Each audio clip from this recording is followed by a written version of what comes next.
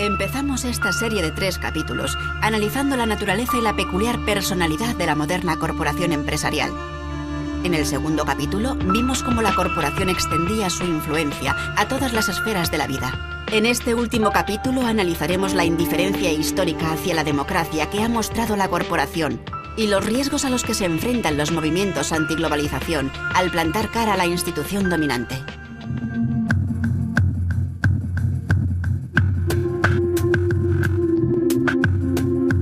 La corporación, instituciones o psicópatas. Valoración.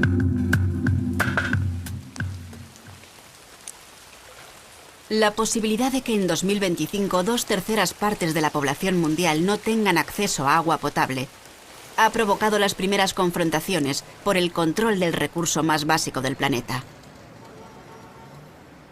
Cuando Bolivia intentó refinanciar los servicios públicos del suministro de agua en su tercera ciudad más poblada, el Banco Mundial exigió que se privatizaran. Así es como la corporación Bechtel de San Francisco obtuvo el control de toda el agua de Cochabamba, incluso de la que cae del cielo. Esta ley, este contrato, prohibían a la gente acumular el agua de la lluvia. Por lo tanto, el agua de la lluvia también se privatizaba. La factura de agua le daba un valor legal a la empresa para que pueda apropiarse de su propiedad, de su vivienda, rematando la misma. La gente debía optar por una decisión de comer menos, pagar del agua, pagar por los servicios básicos, dejar de mandar a los niños a la escuela, no asistir a los hospitales y curarse en la propia casa, o en todo caso, gente jubilada, por ejemplo, que tiene una renta muy baja, debería buscar trabajo en las calles. Es el gobierno boliviano que ha obedecido, los mandatos que le ha hecho el Banco Mundial. Pero en última instancia, quienes son los responsables de todo esto son las empresas transnacionales que han ido a intentar lucrar con lo poco que tiene el pueblo cochabambino, han intentado ganar dinero con el poco excedente que pudiera generarse en Cochabamba. Los gobiernos en nuestros países lamentablemente son instrumentos de estas empresas.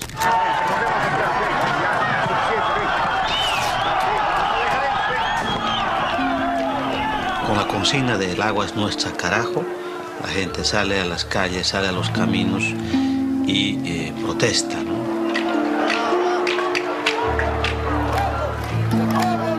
El precio que pagó este castigado país por los préstamos del Banco Mundial fue la privatización de la industria petrolífera estatal, la de su compañía aérea, de ferrocarril, eléctrica y telefónica. Pero el gobierno no consiguió convencer a los bolivianos de que el agua es una materia prima como cualquier otra. Entonces, ahí sí vimos que el gobierno defendía los intereses de la transnacional Bechtel, porque la gente quería agua, no gases. La gente quería justicia y no balas.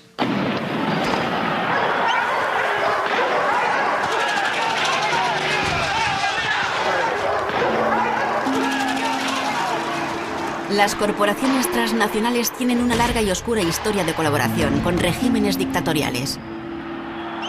¿Es el narcisismo lo que las impulsa a buscar su reflejo en las estructuras jerarquizadas de los regímenes fascistas?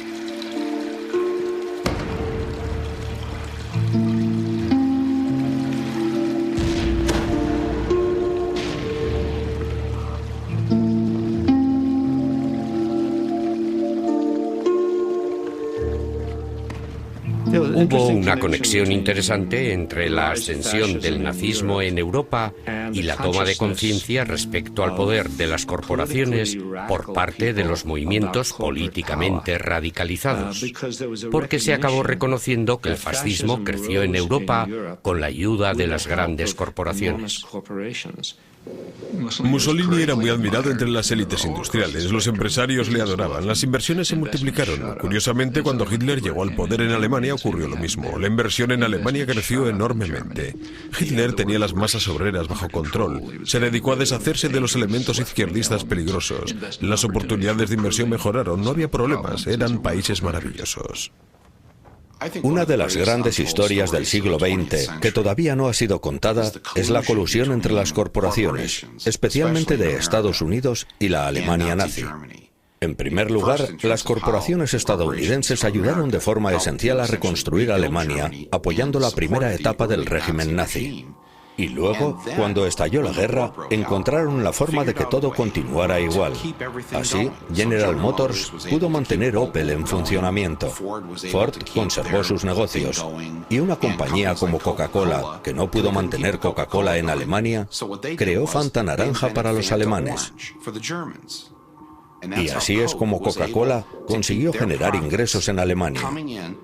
Por eso, cuando bebes Fanta Naranja, estás bebiendo el refresco nazi que fue creado para que Coca-Cola pudiera seguir ganando dinero mientras morían millones de personas.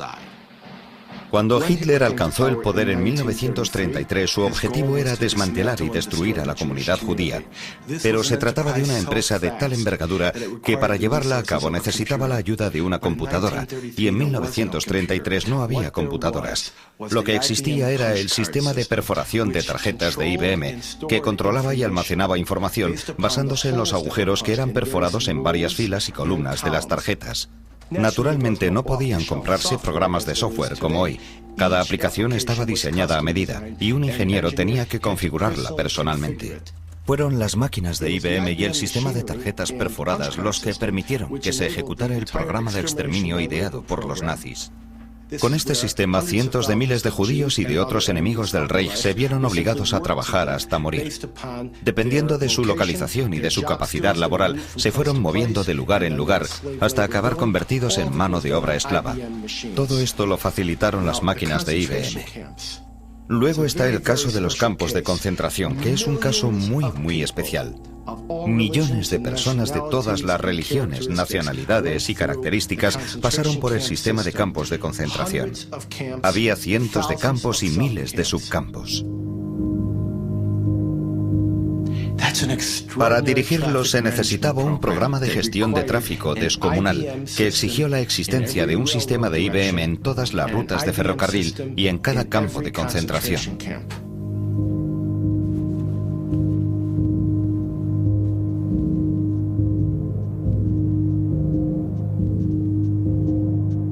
Esta es una típica tarjeta de prisionero.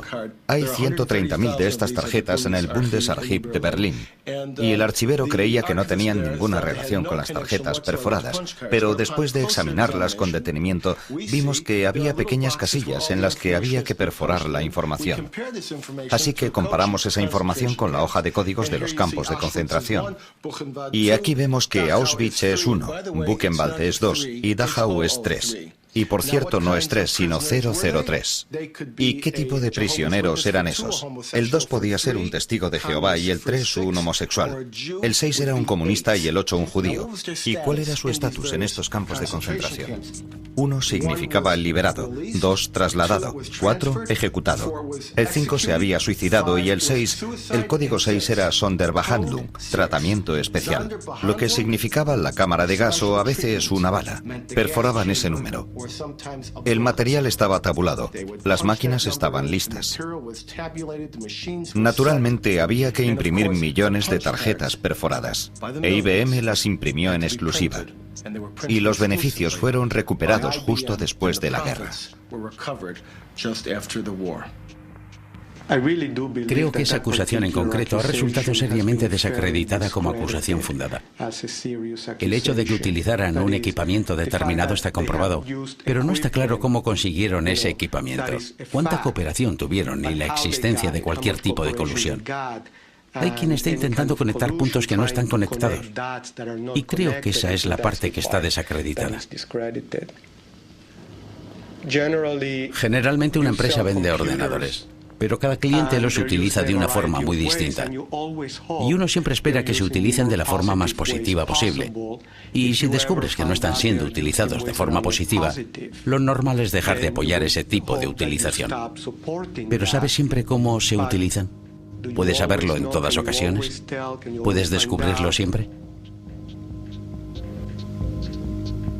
Naturalmente, IBM afirma que no tenía ningún control sobre su filial alemana, pero el 9 de octubre de 1941 se escribió una carta directamente a Thomas J. Watson en la que se referían todo tipo de detalles sobre las actividades de la filial alemana de IBM. No les vendieron ninguna de esas máquinas, todas fueron cedidas por IBM, y su mantenimiento se realizaba sobre el terreno una vez al mes, incluso cuando estaban en campos de concentración como Dachau o Buchenwald. Este es un contrato típico entre IBM y el Tercer Reich, redactado en 1942. El contrato no es con una filial de IBM en Holanda ni con la filial alemana, es con la corporación IBM en Nueva York. Verá, la verdad es que conozco esa historia. He hablado de ella más de una vez con el viejo señor Watson. Y yo estuve allí en aquellos años. No estoy diciendo que el señor Watson no supiera que el gobierno alemán utilizaba tarjetas perforadas. Es probable que lo supiera. Después de todo, tenía muy pocos clientes. Watson no quería hacerlo, pero no porque pensara que fuera o dejara de ser inmoral, sino porque Watson, que tenía un fino olfato para las relaciones públicas, pensaba que era arriesgado. No debería sorprendernos que la sed de hacer negocios de la corporación prime sobre su lealtad a una bandera. Un reciente informe del Departamento del Tesoro de Estados Unidos revela que solo en una semana, 57 corporaciones estadounidenses fueron multadas por comerciar con enemigos oficiales de Estados Unidos, incluyendo terroristas, dictadores y regímenes despóticos.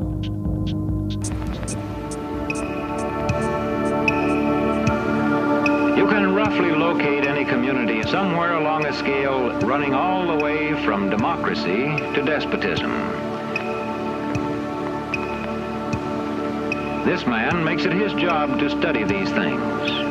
Well, for one thing, avoid the comfortable idea that the mere form of government can of itself safeguard a nation against despotism. Para los grandes negocios, el despotismo era con frecuencia una herramienta útil para asegurar los mercados extranjeros y conseguir beneficios. Este es uno de los oficiales más condecorados del Cuerpo de Marines de Estados Unidos, el general Smedley Darlington Butler. Ayudó a pacificar México para las compañías petroleras norteamericanas, Haití y Cuba para el Banco National City, Nicaragua para la Brown Brothers Brokerage, la República Dominicana para los intereses de las compañías azucareras, Honduras para los intereses de las compañías frutícolas norteamericanas y China para la Standard Oil. Los servicios del general Butler también fueron solicitados en su propio país en los años 30, cuando el presidente Franklin Delano Roosevelt buscó aliviar la miseria de la Gran Depresión por medio de la creación de empresas públicas y la regulación de las corporaciones. More power to you, President Roosevelt. The entire country's behind you, thrilled with hope and patriotism. Pero no todo el país apoyaba al populista presidente. Grandes partes de la élite corporativa despreciaban los valores del nuevo acuerdo de Roosevelt. Así, en 1934, un grupo de conspiradores intentó involucrar al general Butler en un acto de traición. The plan as outlined to me was to form an organization of veterans, to use as a bluff or as a club at least, to intimidate the government. Pero los conspiradores corporativos habían elegido al hombre equivocado. Butler estaba cansado de ser lo que él denominaba un gángster del capitalismo. I appeared before the Congressional Committee, the highest representation of the American people, under subpoena to tell what I knew of activities, which I believe might lead to an attempt to set up a fascist dictatorship. The upshot of the whole thing was that I was supposed to lead an organization of 500,000 men, which would be able to take over the functions of government. Un comité del Congreso encontró pruebas de un plan para derribar a Roosevelt. Según Butler, la conspiración incluía a representantes de algunas de las principales corporaciones estadounidenses, entre ellas JP Morgan, DuPont y Goodyear Tire. Como sabe el actual presidente de Goodyear Tire, las corporaciones ya no necesitan dar un golpe de Estado para controlar un gobierno. Las corporaciones se han hecho globales. Y al ser globales, los gobiernos han perdido algo de control sobre ellas. Independientemente de que una corporación pueda ser de fiar o no, los gobiernos de hoy no tienen sobre las corporaciones ni el poder que tenían antes, ni la influencia que tenían hace 50 o 60 años. Y ese es un gran cambio. Ahora los gobiernos han perdido mucho poder comparado con el que tenían antes. El capitalismo de hoy manda en las altas esferas y ha desplazado a la política y a los políticos de los centros de poder. Los capitalistas son los nuevos sumos sacerdotes y los oligarcas reinantes de nuestro sistema. Así, el capitalismo y sus principales protagonistas, los consejeros delegados de las corporaciones, han ganado un poder y una influencia sin precedentes. Con esto no quiero negar la importancia de gobiernos y políticos, pero ellos son los nuevos sumos sacerdotes. En 1998 fui invitado a Washington para asistir a una reunión organizada por una agencia de seguridad nacional llamada el Consorcio del Pensamiento Crítico. Recuerdo que entré en una sala y al echar un vistazo a la gente que estaba allí, vi que en una parte de la sala estaba la CIA, la NSA, la DEA, el FBI, aduanas y el servicio secreto. Y en la otra parte estaban Coca-Cola, Mobil Oil, GTE y Kodak. Y recuerdo que pensé, en estos momentos estoy en el epicentro de la industria de inteligencia. Esta es la realidad. Aquí es donde estamos. No es que la línea se esté difuminando. La línea ha desaparecido. Aquel era un ejemplo ilustrativo de cómo las corporaciones y el gobierno se consultaban mutuamente y trabajaban en colaboración.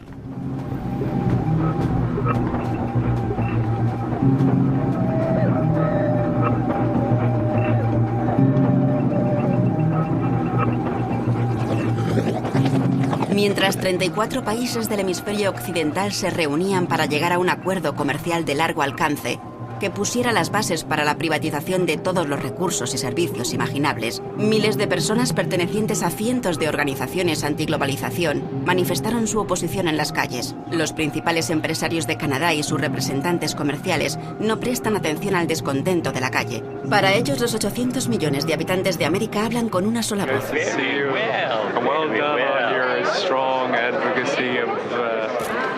Truth, justice, wisdom, and all those things. I was looking yesterday at the statements at the inauguration, the opening ceremony. What an extraordinary progress over the last 15 years. Absolutely. When you heard such a common language. A common language. Yes, and from the most developed to the least, it was extraordinary that now that we see the benefits of trade, more and more people want to buy it. Absolutely. Because we do realize that it helps everyone, from the poorer to the better off. So a lot of these countries are not saying we want to get off; they want to get on. Exactly. So no one wants out. Everyone wants in. Yeah. Anyway, well done. So, thank you. Félicitations. So far, so good. Good.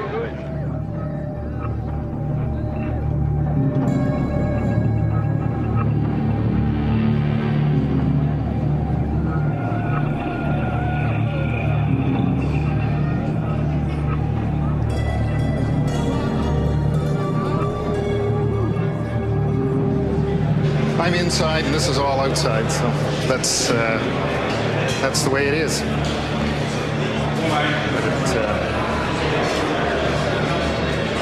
So, what do you think when you look at all this?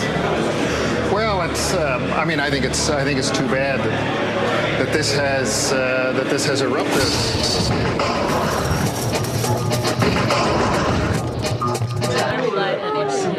Let's see.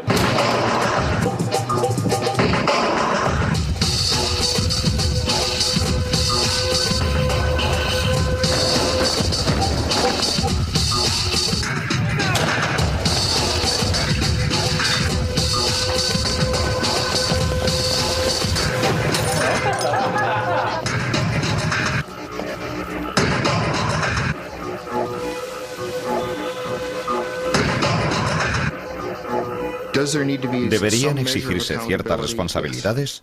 Sí. Y creo que la comunidad empresarial es consciente de ello. Pero esa responsabilidad está en el mercado, la tienen los accionistas. Las empresas proyectan una imagen pública y la opinión pública la percibe. Si las empresas no hacen lo que deben hacer, el mercado las castigará. Y eso es algo que ninguna empresa desea. No confíe en el gobierno, intente crear estructuras e incentivos, intente incentivar al mercado para que las corporaciones hagan lo que tienen que hacer. Hay un nuevo mercado. Esos jóvenes no han salido a la calle porque el gobierno les esté apuntando a la cabeza con una pistola o porque hayan leído un libro sobre meditación trascendental y moralidad global.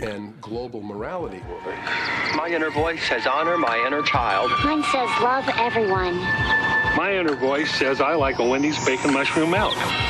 Están ahí porque entienden que el mercado necesita que estén ahí. Saben que estar ahí tiene ventajas competitivas. Boy, talk about inner peace. Soy receptivo a vuestras preocupaciones. Me preocupa el clima, me preocupa la contaminación. No tengo todas las respuestas a esos problemas, pero estamos preparados para trabajar con vosotros, con la sociedad, con las ONGs, con los gobiernos para afrontar esos problemas. Recuperad la confianza para poder llegar a una nueva clase de colaboración. Y entonces la meta definitiva será convertirnos en una corporación que os guste. He believes that almost half our energy could one day come from renewable sources. He's been called a dreamer and a crank. And I've been called a hippie. And more recently, a project manager for Shell. Muchas veces me pregunto por qué tantas empresas abogan por la responsabilidad social, por la responsabilidad social corporativa. No estoy seguro de que sea porque quieran ser empresas responsables, con todo lo que ello supone, sino porque quieren ser identificadas como tales y considerarse empresas responsables. Pero ¿quién soy yo para juzgar a nadie? Es mejor que sigan esa política a que no la sigan. Es preferible que hagan profesión pública de su responsabilidad social a que no la hagan. La responsabilidad social no supone un gran cambio, porque es una táctica voluntaria. Es una táctica, una reacción a unas determinadas condiciones de mercado que existen ahora. Y cuando la corporación interprete el mercado de otra forma, volverá sobre sus pasos. Un día ves a Bambi y al día siguiente ves a Godzilla. ¿Cómo definimos la responsabilidad social? ¿Cómo van a ser las corporaciones quienes decidan lo que es la responsabilidad social? Eso no es asunto suyo. No es eso lo que sus accionistas les piden que hagan. Por eso creo que se escapa a su ámbito de actuación y sin duda no es democrático. La única corporación responsable es una corporación subordinada, una cuyos dirigentes acepten órdenes de una institución política en lugar de dirigirla. Me da igual cuál es el nivel aceptable de emisiones que el presidente de General Motors cree que debe salir de los tubos de escape de los coches de General Motors. Es posible que tenga muchos científicos y que él sea una buena persona, pero yo no le he elegido para nada. No tiene ninguna autoridad para hablar en mi nombre. Esas son decisiones que deben tomar los gobiernos y no las corporaciones. Y es muy peligroso, es muy engañoso decir, ¿por qué no tenemos un rey filósofo como consejero delegado para que decida? Dejemos que decida él, dejemos que decida el gran líder. La historia ha sido muy dura con esa sugerencia. Y la historia te dice que el poder no rinde cuentas a nadie. Y ese no es un poder que podamos tolerar en este mundo. Si llevamos esto a sus conclusiones lógicas, obtendríamos la imagen de que estamos al final del mundo, rodeados de oscuridad. Tendríamos todos lavado el cerebro y careceríamos de espacio para movernos. Y no creo que hayamos llegado todavía a ese punto. Y creo que es muy importante que no exageremos el caso y que admitamos que hay quiebras y fisuras en las estructuras de todas estas corporaciones. A veces, cuando una corporación se concentra en un proyecto en concreto, miran hacia otro lado mientras suceden un montón de cosas interesantes en la esquina. En todos los periodos de la historia en los que se ha puesto en evidencia la injusticia, basada en falsedades, basada en el arrebatamiento del derecho y de la libertad de la gente a vivir y sobrevivir con dignidad, se han vuelto las tornas.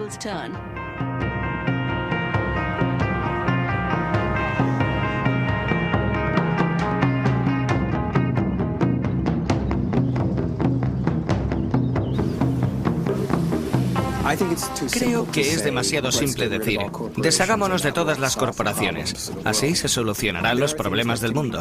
Hay cosas que pueden hacerse, pero parece que solo pueden hacerse cuando la gente se organiza y se siente, al menos en parte, motivada por la búsqueda de beneficios. Por eso, en mi opinión, esto es cuestión de tendencias que se han escapado a nuestro control o de influencias que han ido más allá de las fronteras de lo legítimo. La clave son las relaciones entre los seres humanos y nuestras instituciones. Creo que el gobierno debería controlar estrechamente a esas corporaciones, vigilar su comportamiento y decirles qué es lo que pueden hacer. Y la gente diría, bueno, ese es un gobierno distinto. Esas compañías deberían ser más democráticas, toda la economía debería ser más democrática. Tú y yo deberíamos tener algo que decir sobre lo que está pasando, pero nuestra opinión cuenta muy poco o nada. Las estructuras de la economía transnacional están funcionando y están teniendo efectos positivos y negativos en todo el mundo. Muchos efectos negativos, sin duda, pero no creo que la cuestión más importante sea considerar si esos efectos son positivos o negativos. La cuestión más importante es cómo hacemos que sean democráticamente responsables, ya que solo así podremos evaluar su bondad o maldad. Well, a group in Arcata is speaking out against corporate power, and it's asking for your support. The group, called Citizens Concerned About Corporations, is organizing a signature drive to get an initiative on the November ballot. The initiative would require the city of Arcata to host 2 town hall meetings in which participants would discuss large corporations' power structure. It would also require the city to form a committee to advise leaders about corporate policies. I can't think of a better place to be. If this many people around the country would do this instead of watching Super Bowl Sunday, our nation would be controlled by the people, not by the corporations. Corporations are not accountable to the democratic process. That's what this is about. I don't want to make decisions about everything that goes on in their corporation, but I do have a strong belief that they need to be held accountable to us. This is our place to live. This is our place. As I understand, Measure F would be to stop in some way, shape, or form, not necessarily punitive, the activities of corporations that cause harm to the citizens of Arcata and the environment that we depend on for life. The problem is the huge corporations that are not here. One of the things that was talked about here is harm. And the question I have for those people is, who determines what harm is? You can have a corporation that obeys every law of the land and can still be producing harm. My question is, can it be done differently? What are we afraid of? I mean, are all the businesses going to leave Arcata? I don't think so. And if they did, we'd deal with it, or we'd figure it out, or we'd do something different. We're creative people. I just don't see why we're afraid. The path we're on that Measure F would lead to is the road to serfdom. If you think it's tough making a decision where to buy your stuff today, how tough do you think it is when there's only one provider, and it's the state? And by the way, you don't get to have this little democracy forum in those communities either. This issue that we are in some way proposing central government control or socialism really is absurd. What we're proposing is democratic authority over corporations. I think the better way is a boycott. If we don't like, a certain product, if we don't like Pepsi-Cola or Bank of America, or if you don't like what they do, don't use them. That's the way I see the, people's power is. You have a lot more money than me. You have more votes than I do. If we use the model of boycott and voting with your dollars, that's an undemocratic situation. People that say they fear their government, I really hope that they understand that they're allowed to participate in their government. They're not allowed to participate in anything that corporations do. So don't fear the government. Help it be the government that you won't fear. This is beyond my wildest dreams. To see people talking to each other as if there's something we could do, as if we could figure something out, No more chain restaurants in Arcata after a long-awaited decision by the city.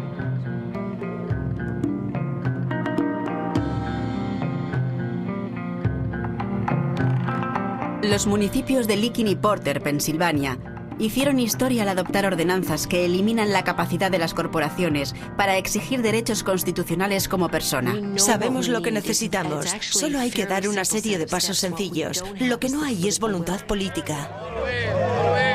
We can change the government. That's the only way we're going to redesign, rethink, reconstitute what capital and property can do. Lo que tenemos que hacer es analizar las raíces de la estructura legal que creó esta bestia. Y tenemos que pensar cómo podemos conseguir que sean responsables de lo que hacen. No están talladas en piedra. Podemos desmantelarlas. De hecho, la mayoría de los estados tienen leyes que exigen que sean desmanteladas. For too long now, giant corporations have been allowed to undermine democracy here in the United States and all over the world. But today, the National Lawyers Guild and 29 other groups and individuals are fighting back. We are calling upon State Attorney General Dan Lundgren to comply with California law and to revoke the corporate charter of the Union Oil Company of California for its repeated and grievous offenses. We have amidst us giant corporations who are repeat offenders year after year, decade after decade. This is a statute that is well known. It has been used. It can be used. What this will mean is the dissolution of the Union Oil Company of California, the sale of its assets under careful court orders to others who will carry on in the public interest. This is nothing more than just a smear campaign. This company has been part of California's economy for over 100 years, thousands of jobs. Doesn't mean it's never made any mistakes, paid for those mistakes, but this demonizing of a company, I think I'm in a time warp or something, that I fell asleep and I woke up 50 years ago when we heard that kind of rhetoric. Well, we have a very, very broad set of people angry, very angry at this corporation. People from the left of the spectrum who don't produce anything except hot air. From its complicity in unspeakable human rights violations overseas against women, gays, laborers, and indigenous peoples, to its efforts to subvert U.S. foreign policy and deceive the courts, the public, and its own stockholders, Unocal is emblematic of corporate abuse and corporate power run amok. Extending a business deal with Burma Army is immoral. It prolongs the Iron Rule in Burma. The pipeline Unocal is building in Burma is vital for survival, cash-strapped army. Unocal cannot do business in Burma without supporting that hopeless regime. El fiscal general de California se negó a revocar la carta corporativa de Unocal, pero reconoció que estaba capacitado para poder hacerlo. Recientemente, el fiscal general de Nueva York revocó las cartas de 2 supuestas organizaciones de investigación que él describió como ganchos de la industria tabaquera. El comercio y el gobierno no son instituciones primarias, sino secundarias. Ambas derivan de la institución primaria, que es la cultura en la que vive la gente. Llegar a comprender esto es la clave de este debate acerca de la globalización. Si podemos empezar a restablecer la cultura como el centro en el que reside el poder de la gente, entonces las corporaciones tendrán un rol que desempeñar y habrá un rol para el gobierno, pero esos roles tendrán que tener en cuenta y no dominar el lugar en el que la gente cuenta su historia y en el que vive según los valores de su comunidad. Mi maldición ha sido que al hacer estas películas documentales he comprobado que pueden provocar un cambio. Así que estoy obligado a seguir haciéndolas. Ese soy yo haciéndoselo pasar mal a las grandes corporaciones. Pero en Navidad dejo de lado mis diferencias y felicito las fiestas a las grandes empresas. En este caso, a las compañías tabaqueras.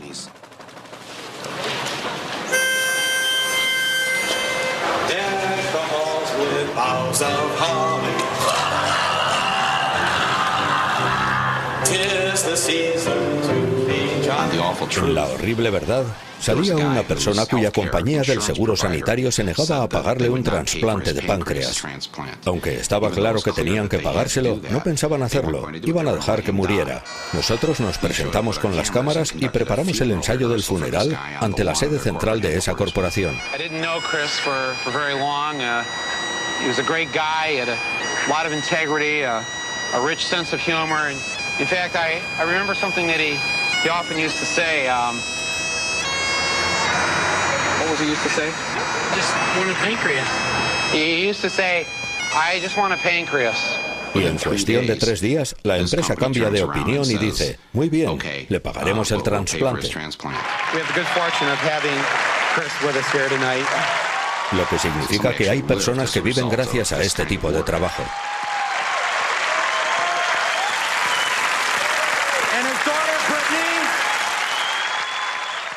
Fui a Littleton, Colorado, donde se produjo el tiroteo de Columbine.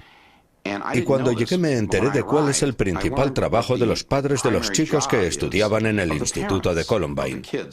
La mayoría de la población de Littleton, Colorado, trabaja para Lockheed Martin fabricando armas de destrucción masiva. Pero ellos no ven la relación que hay entre lo que hacen para ganarse la vida y lo que hacen sus hijos en la escuela, o lo que hacían en la escuela.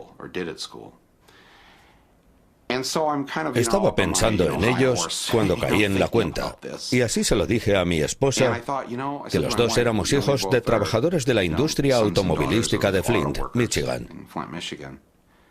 Y no había nadie en Flint, incluyéndonos a nosotros, que se detuviera a pensar que lo que hacíamos para ganarnos la vida, fabricar automóviles, es probablemente el principal motivo por el que se van a derretir los casquetes polares y terminar con la civilización tal y como la conocemos ahora. La gente piensa, trabajo en una línea de montaje fabricando coches. Lo que hago es bueno para la gente y para la sociedad. Los coches permiten que la gente se traslade de un lugar a otro, pero nunca pensamos de un modo más amplio en la responsabilidad de lo que hacemos. En última instancia, nosotros, como individuos, tenemos que aceptar la responsabilidad de nuestras acciones colectivas y el daño global que provocan en nuestro mundo. Podemos utilizar muchas herramientas para recuperar la comunidad, pero lo importante no son las herramientas. Existen los litigios, la legislación, incluso la acción directa. Está la educación, el boicot, las inversiones sociales.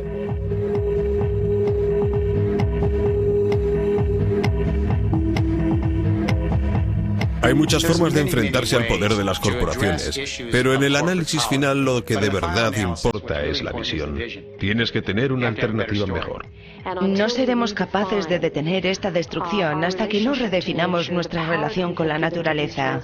Hemos concedido demasiado poder a esas corporaciones transnacionales, a las instituciones internacionales que las sirven y los gobiernos no democráticos que tenemos. Una de las cosas de las que hablamos es de la importancia de vernos a nosotros mismos como parte del mundo natural, no separados de él.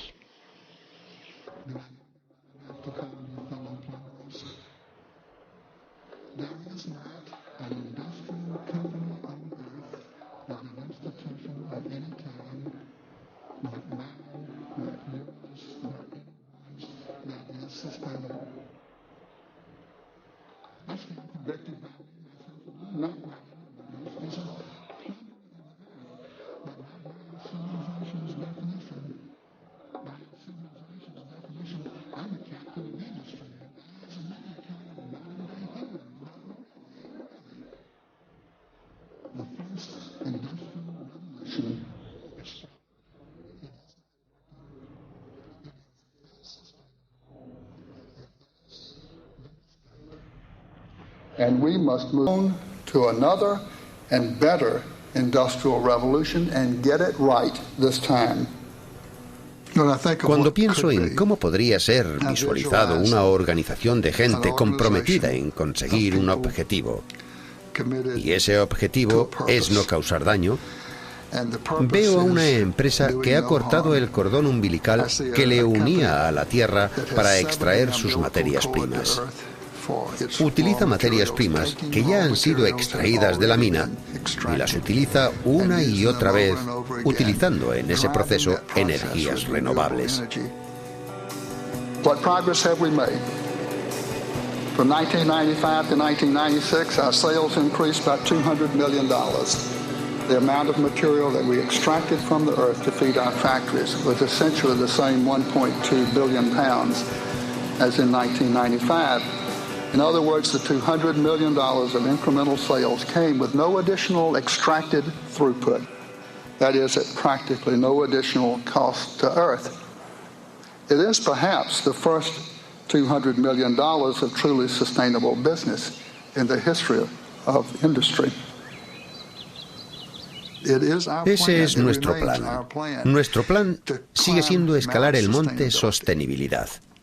Esa montaña es más alta que el Everest, infinitamente más alta que el Everest, mucho más difícil de escalar.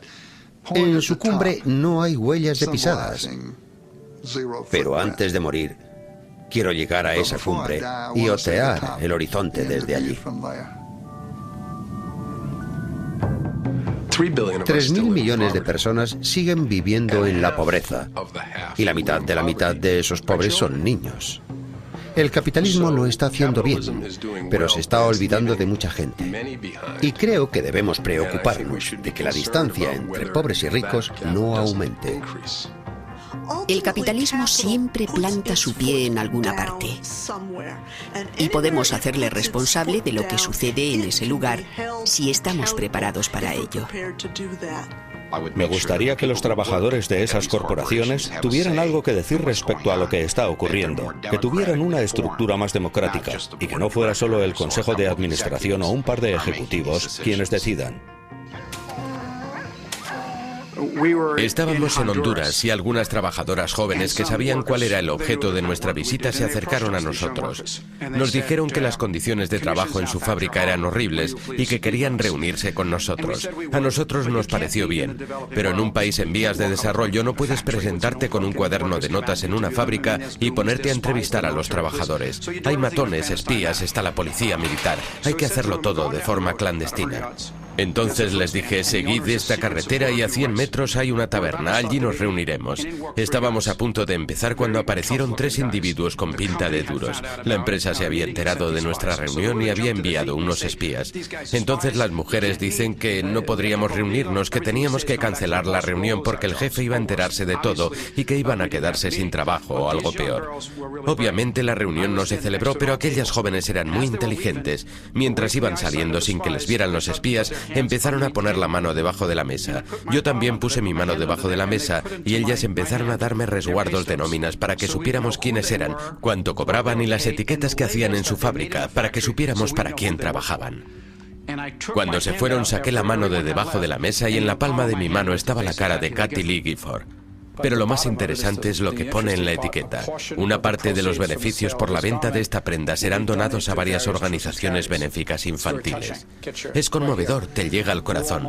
Walmart y la señora Gifford te están diciendo que si compras estos pantalones ayudarás a los niños. El problema es que las chicas que nos dieron esta etiqueta tenían 13 años. Por cierto, la señora Gifford me ha prohibido hablar de ella, pero no puedo evitarlo, así que he hecho una ampliación y la llevo conmigo. Al principio, Walmart y Kathie Lee Gifford me dijeron ¿por qué debemos creerle cuando nos dice que trabajan niños en esa fábrica? Lo que no les dijimos es que Wendy Díaz, aparece aquí en el centro de esta foto, estaba en un avión con destino a Estados Unidos. Esta es Wendy Díaz. Wendy llega a Estados Unidos, es imparable.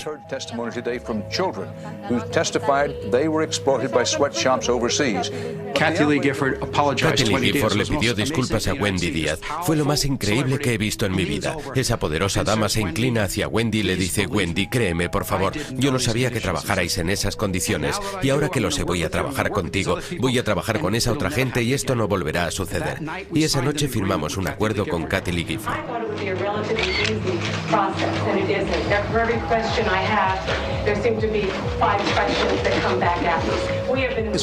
En lo referente a Walmart y a Kathie Lee, todo giraba en torno a las condiciones de trabajo de esas fábricas. Pero como este tema salió en televisión durante semanas, el incidente con Kathie Lee Gifford llevó la polémica de esas fábricas en las que se explota a los niños hasta el último rincón del país.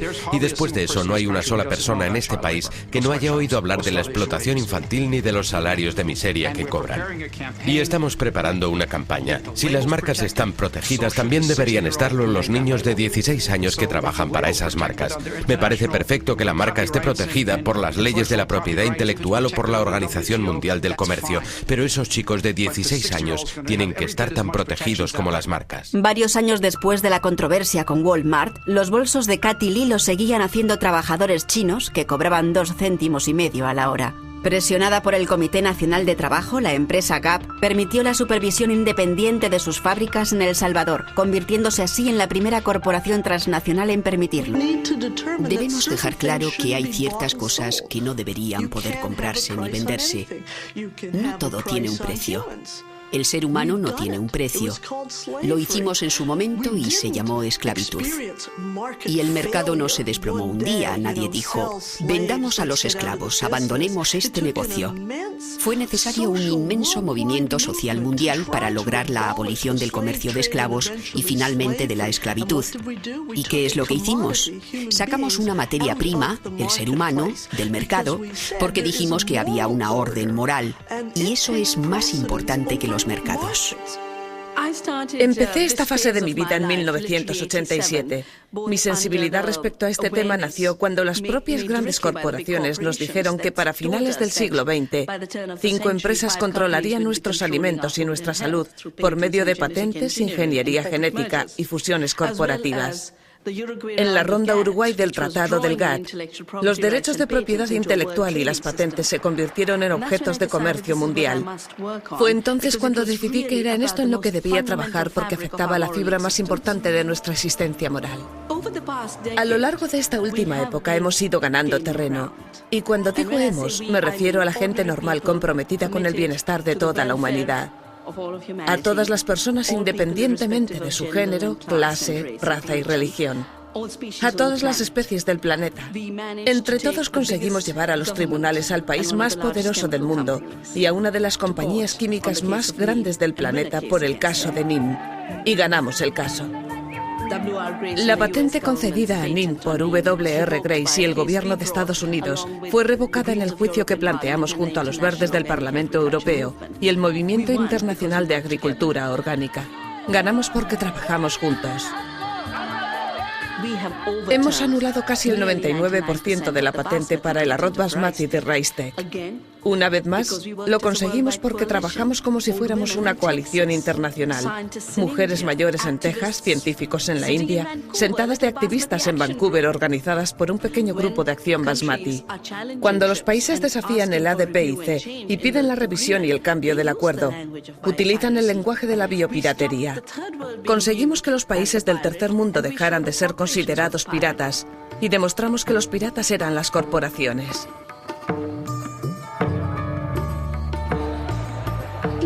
A Gandhi no le costó mucho trabajo luchar contra las leyes de la sal de los británicos. Cuando los británicos decidieron que la mejor forma de potenciar su ejército y su policía era crear un impuesto que gravara la sal. Y todo lo que hizo Gandhi fue ir a la playa, recoger sal y decir, la naturaleza nos da la sal gratis, la necesitamos y siempre la hemos hecho nosotros. No acataremos sus leyes y continuaremos haciendo sal. Pues bien, durante la última década hemos tenido un compromiso similar en la India. Lo llamaremos el Bir Satyagraha. Según este compromiso nos negamos a cumplir cualquier ley que declare ilegal salvar semillas. Nos comprometemos a no cumplir la ley porque salvar semillas es una obligación con la tierra y con las generaciones futuras. Pensábamos que sería realmente un acto simbólico, pero es más que simbólico. Se está convirtiendo en una opción de supervivencia. Los campesinos que cultivan sus propias semillas, que salvan sus propias semillas y no compran pesticidas, consiguen 3 veces más ingresos que los campesinos que dependen de las compañías químicas, que dependen de Monsanto o Cargill. Hemos conseguido crear alternativas que funcionan para la gente. ¿No deberíamos empezar por reexaminar cuál es el objetivo de esta empresa? Y si la respuesta continúa siendo la búsqueda de beneficios y la ganancia de los accionistas, la respuesta no será lo suficientemente satisfactoria. Hay un viejo chiste muy bueno. 2 economistas están mirando un puñado de fórmulas escritas en una pizarra y uno de ellos dice, ¿sabes? Creo que este modelo funcionaría mejor si excluyéramos a las personas. A los economistas, especialmente a los de derechas, les gusta decir que hay un modelo de comportamiento racional de interés personal que define a la raza humana, al deseo humano. Pero naturalmente lo que ellos no pueden tolerar en ese modelo es una desviación de lo que ellos denominan interés personal racional, algo que sucede constantemente. Tenemos que complicar el modelo. Puede haber otras acciones dirigidas cuya fuerza motriz no sea el interés personal, el sacrificio, por ejemplo, o la minimización del beneficio a cambio de algún otro valor. Y claro, todo eso no supone una noticia para ningún ser humano, pero sí es noticia para muchos economistas porque no es esa la forma en la que han concebido el mundo. Deberíamos tomarnos nuestro tiempo y fomentar esa discrepancia porque es la clave para reconstruir la imagen de forma que resulte más rica y humana. Tenemos que deshacer muchas cosas para poder ser lo suficientemente inteligentes como para estar en condiciones de realizar este trabajo realmente peligroso, arriesgado y difícil de la mejor forma que podamos hacerlo. Y eso significa que la gente debe unirse y aprender un montón de cosas que ahora ignoramos y que han sido eliminadas de nuestra cultura y de nuestra mente. Eso es para mí lo más excitante de todo. Y está sucediendo. Sucede en todo el mundo. Estas son las imágenes que reflejan definitivamente la situación que vivió Cochabamba durante la jornada de este viernes. Prácticamente estuvo sitiada. Policías del departamento... Bolivia estaba decidida a defender el derecho de la corporación Bechtel a cobrar a familias que vivían con poco más de €1,50 al día, una cuarta parte de sus ingresos por el agua que consumían. Cuanto más crecía la resistencia popular al programa de privatización del agua, más violenta se hizo la protesta.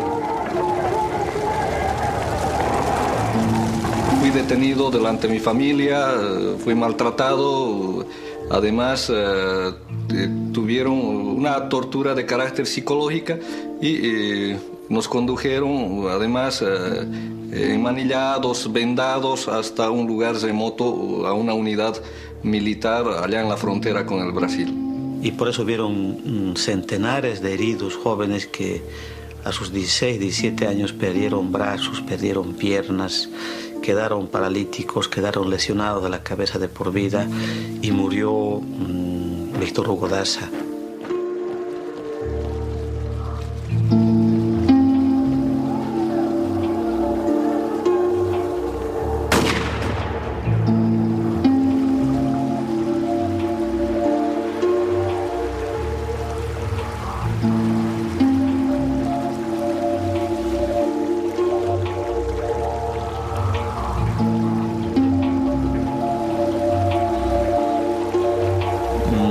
En un principio yo me preocupaba por mi familia, pero mi familia está preparada para cualquier eventualidad y yo mismo estoy preparado para aquello y he perdido el miedo como el pueblo ha perdido.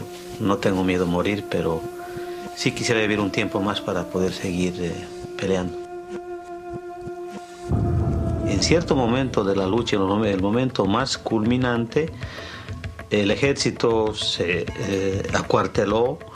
La policía también no salió de su cuartel, los congresistas desaparecieron, el gobernador se ocultó, renunció el gobernador, no había autoridad legal, la única autoridad legítima era el pueblo que estaba en un cabildo, que estaba en la plaza y que tomaba las decisiones en grandes asambleas y al final decidió sobre el agua.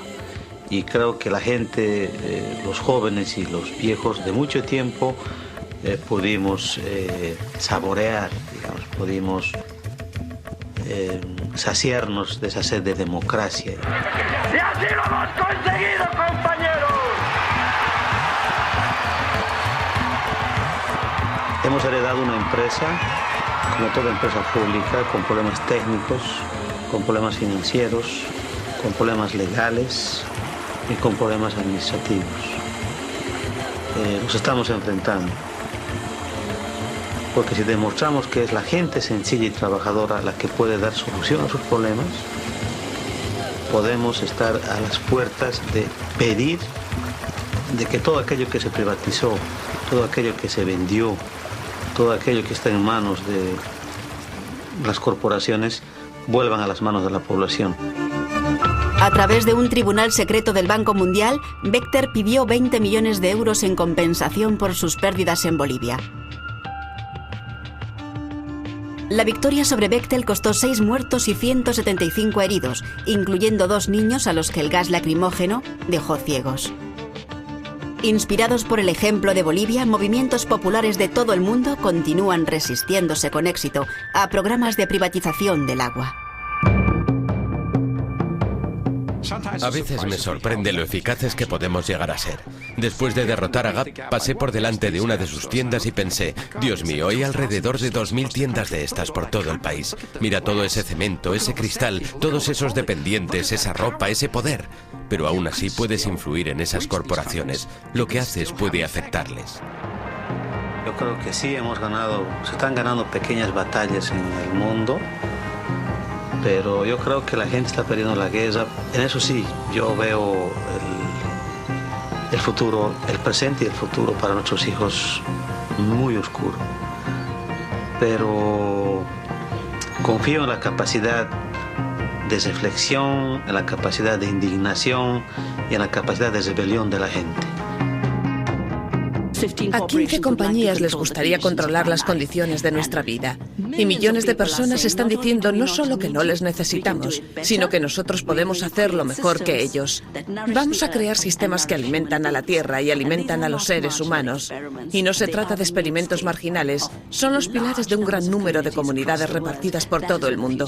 Ahí es donde está el futuro. Yo no creí que íbamos a ganar, yo no pensé que la empresa se iba a ir. Para mí era imposible. Y muchos opinaban así. Entonces era una angustia en mi pecho de expresar algo que yo no creía. Y ahí aprendí una lección muy importante, de que uno no puede desconfiar en la capacidad del pueblo. Un eslogan que siempre yo había repetido en las marchas, de que el pueblo unido jamás será vencido. Y ver eso para mi pueblo, muy grandioso. Siempre he considerado muy irónico que yo sea capaz de hacer todo esto. Salgo en la televisión. Mis películas son distribuidas por estudios propiedad de grandes corporaciones. ¿Por qué me hacen publicidad cuando me estoy oponiendo a todo lo que ellos representan? Porque yo dedico mi tiempo y mi dinero a oponerme a lo que ellos creen. Y la razón es que ellos no creen en nada. Me hacen publicidad porque saben que hay millones de personas que quieren ver mis películas o que quieren verme en televisión y saben que ganan dinero con ello. Y yo he podido hacer lo que me he propuesto porque me estoy aprovechando de una gran debilidad del capitalismo, la debilidad de la codicia. Se dice que un rico te vendería hasta la cuerda con la que va a colgarse si creyera que iba a ganar dinero con ello. Pues bien, yo soy esa cuerda. Espero, soy parte de esa cuerda. Y también creen que cuando la gente ve las cosas que hago, o ve este documental o lo que sea, bueno, creen que la gente verá esas películas y no hará nada porque ellos han hecho un trabajo excelente a la hora de dormir su conciencia y anularles como personas. La gente no se sentirá aludida y no se levantará del sofá para emprender una acción política. Están convencidos de eso, y yo estoy convencido de lo contrario. Estoy convencido de que algunas personas saldrán de este cine o se levantarán del sofá y harán cualquier cosa para conseguir recuperar este mundo.